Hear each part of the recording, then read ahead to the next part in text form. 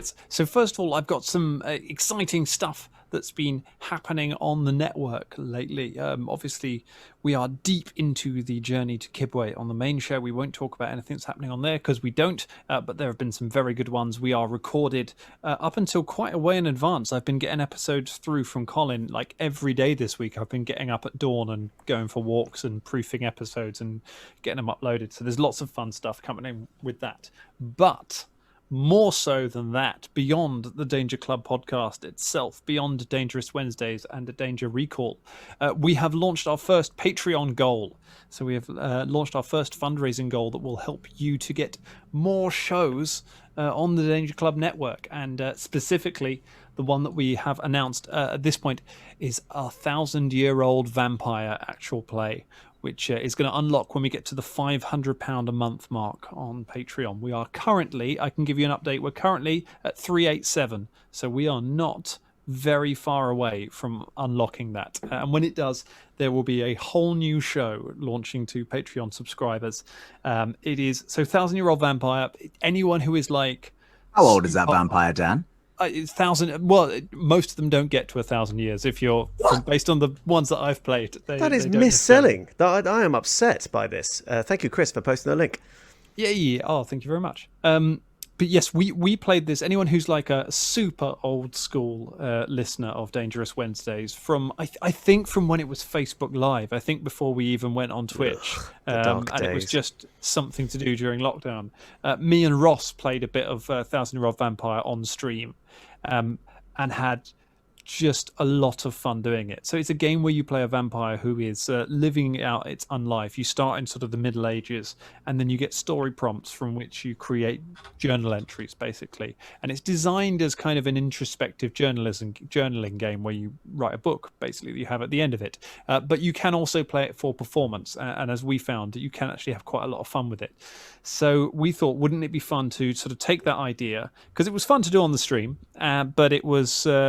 I think you'd agree, Ross. We had to play around with it, and there were some pauses where we were typing stuff in, and it wasn't like release ready, was it? No. But what we thought is, what if we do this, but do it the proper Danger Club way? Like put the actual normal level of production that we do into the main show on it, so we have kind of fully voiced, we cut out all the pauses and that sort of stuff, and we give you the experience of playing this game, but we also tell a story while we're doing it. And we're going to use some of the rules hacks that allow it to be a multiplayer game, so we're going to have more than one person involved in it, we're going to have more than one voice on it. So I'm really excited. I've wanted to play this game for a long time, and that's kind of how we started the main Danger Club, really, wasn't it? It was kind of like we were all like, oh, there's a bunch of these adventures we want to play, let's do it as a podcast.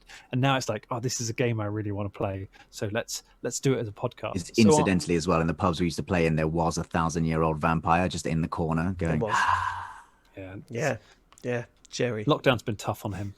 Yeah, not the Jerry we know, but the other Jerry, ancient Jerry.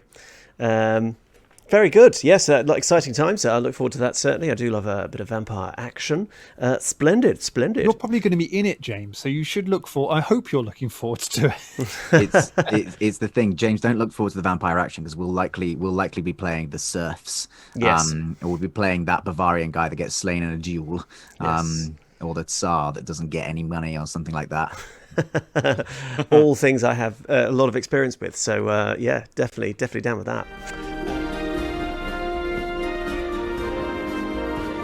Sort of gets up and goes away. Caragor just calmly gets out his 4 kukris, 2 Plurz striking daggers. He just counts all of his weapons and goes, told myself I wouldn't kill again.